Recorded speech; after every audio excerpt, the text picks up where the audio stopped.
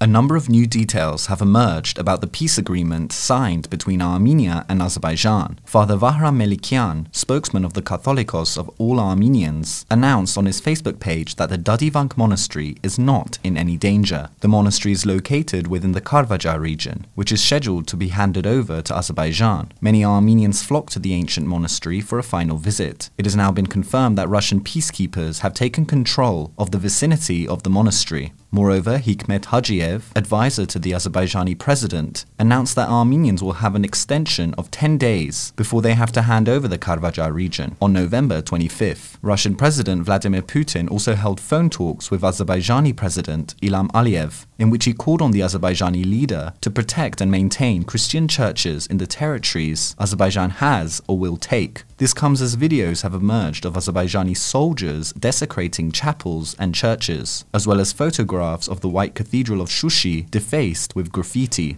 In other news, Armenian Foreign Minister Zohrab Mnatsakanyan has submitted his resignation amid claims he wasn't aware of the signing of the peace agreement. Spokeswoman of the Foreign Ministry, Anna Nakhdalyan, posted on Facebook that the Foreign Minister had resigned and attached a photo of the resignation letter. Just prior to that, Prime Minister Nikol Pashinyans stated in the National Assembly that Mnatsakanyan would be leaving his position as Foreign Minister. Nakhdalyan furthermore posted on Facebook that throughout the negotiations during the war, the handover of the city of Shushi was not on the table. Other resignations took place in recent days, including the head of Armenia's Deputy Prime Minister's office, Varak Sisaryan. Gayane Abrahamyan from the ruling My Step faction resigned from parliament on Monday, whilst Taguhi Tovmasyan said she is leaving the parliamentary faction. The National Security Service in Armenia moreover announced that it foiled a plot to seize power and also assassinate the PM. Large weapon caches were discovered in the region of Syunik, and former head of the NSS and opposition party leader Artur Vanetsyan was arrested on suspicion of involvement. Vanetsyan was later, however, released.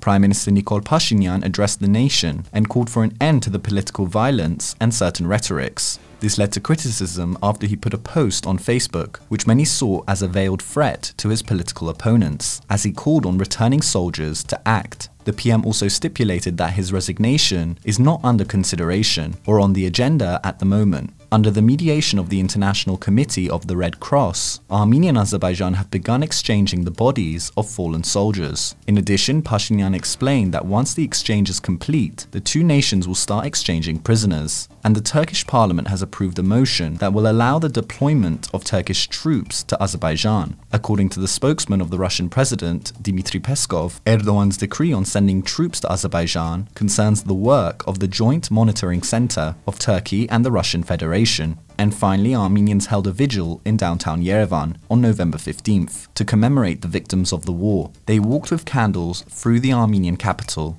and then laid them just outside the Opera House.